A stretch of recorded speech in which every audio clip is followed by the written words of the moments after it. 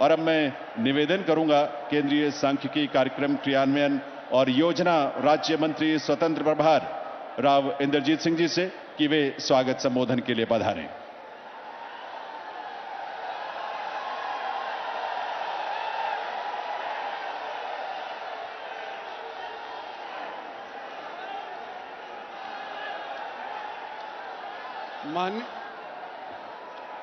माननीय प्रधानमंत्री श्रीमान नरेंद्र भाई जी मोदी, गवर्नर साहब बंडारू दत्तात्रेय जी, चीफ मिनिस्टर मनोहर लाल जी, सम्मानित मंच, इलाके की आई हुई सरदारी, भाइयों और बहनों, आज मुझे मोदी जी का स्वागत करने के लिए बुलाया गया है और मैं ये कहना चाहता हूं कि ये दूसरी बार नरेंद्र भाई मोदी का रेवाड़ी के अंदर आगमन हुआ है।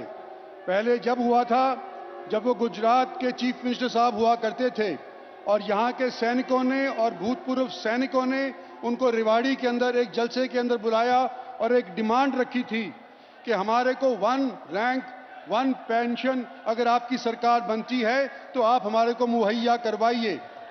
सन 14 के अंदर नरेंद्र भाई मोदी की सरकार मेजॉरिटी के साथ बनी और सबसे पहले जो कार्य उन्होंने किया था वो 1 रैंक 1 पेंशन मंजूर करी थी। पहले साल के अंदर 2,800 करोड़ रुपया खर्च हुआ था सन 14 के अंदर और बढ़ते बढ़ते आज के दिन 28,600 करोड़ रुपया खर्च हो रहा है OROP के ऊपर। ये पहली झलक थी मोदी के गारंटी की। जब आपने सरकार संभाली तो उस टाइम के ऊपर सन 14 के अंदर केवल 7 एम्स हुआ करते थे।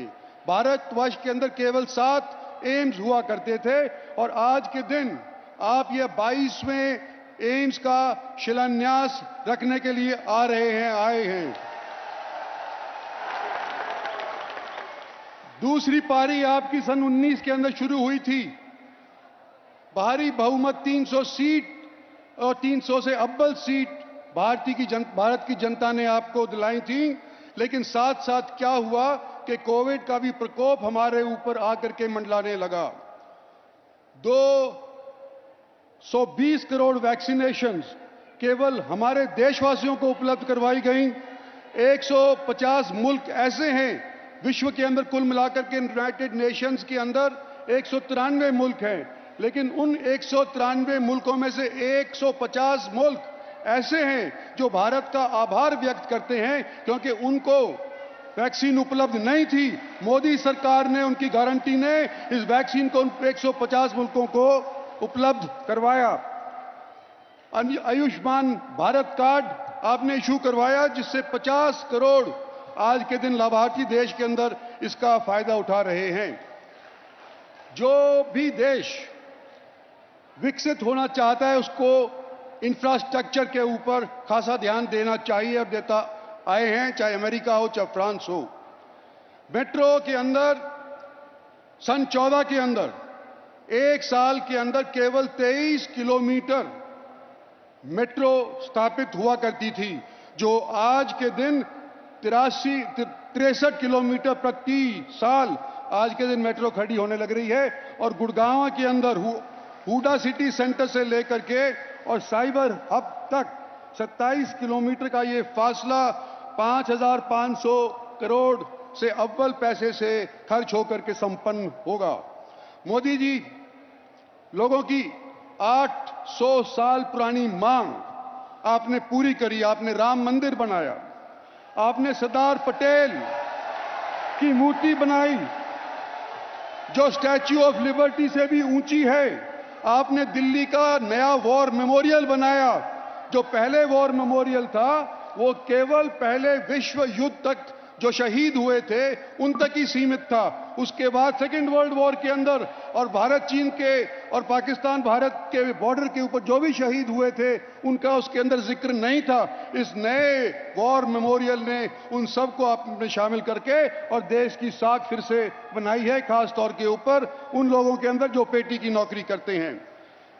आपने नई पार्लियामेंट बनाई, आपने नेशनल हाईवे का ही एक ऐसी रफ्तार बना दी कि पिछले 10 साल के अंदर 50,000 किलोमीटर नए नेशनल हाईवेज बने हैं। और ये रफ्तार किस तौर पे बढ़ी है ये भी बताना चाहता हूं कि सन 14 से पहले एक दिन के अंदर केवल 11 किलोमीटर नेशनल हाईवेज बनाया करते थे पिछली सरकारें, और आज के दिन 63 किलोमीटर फी दिन नेशनल हाईवेज बनने जा रहे हैं और इसकी रफ्तार बढ़ती जा रही है। अंत में, ज्यादा लंबा नहीं मैं बोलूंगा, अंत में एक ही कहना चाहता हूं कि जो भी देश विकसित होना चाहता है, कैसे भांपा जाता है कि विकसित की राह आज के दिन ये पकड़ रहा है। उसकी जीडीपी देखी जाती है, सालाना क्या आय उसकी है वो देखी जाती है। और कोविड के बाद अगर आप इकोनॉमिक सेंसस के साथ हिसाब लगाएं तो चाइना की सिर्फ 3% जीडीपी बढ़ी, यूएस की 2.1% जीडीपी बढ़ी, फ्रांस की 2.5% जीडीपी बढ़ी, जबकि भारतवर्ष की पिछले साल के अंदर 22-23 के अंदर 7.2% जीडीपी बढ़ी। मोदी जी, मैं आपके सामने खड़ा होकर के ये कहना चाहता हूं कि जो पिछले 10 साल के अंदर आपने काम किए हैं, न केवल वो लाजवाब हैं बल्कि बेमिसाल हैं। आपके उपनिवेशक मैं कह रहा हूं, लेकिन वास्तव के अंदर आज के दिन भारतवर्ष विकसित होने जा रहा है। भगवान आपको लंबी आयु दे, भगवान आपको तीसरी टर्म दे, ताकि 2047 के अंदर जो आपने सपना हम सबको दिखाया है कि भारत विकसित हो सकता है, वो पूरा कर पाए। इन्हीं शब्दों के साथ मैं आप लोगों का भी, जो आप तशरीफ लाए, आपका भी धन्यवाद करना चाहता हूं, और मोदी जी का भी धन्यवाद करना चाहता हूं कि वो खुद स्वयं हमारे बीच के अंदर उपस्थित होकर के इसका शिलान्यास करने के लिए पहुंचे हैं। भगवान करे आने वाले समय के अंदर ये जो सब सपने हैं इनको आप साकार करवाएं। धन्यवाद। जय हिंद, जय शंकर।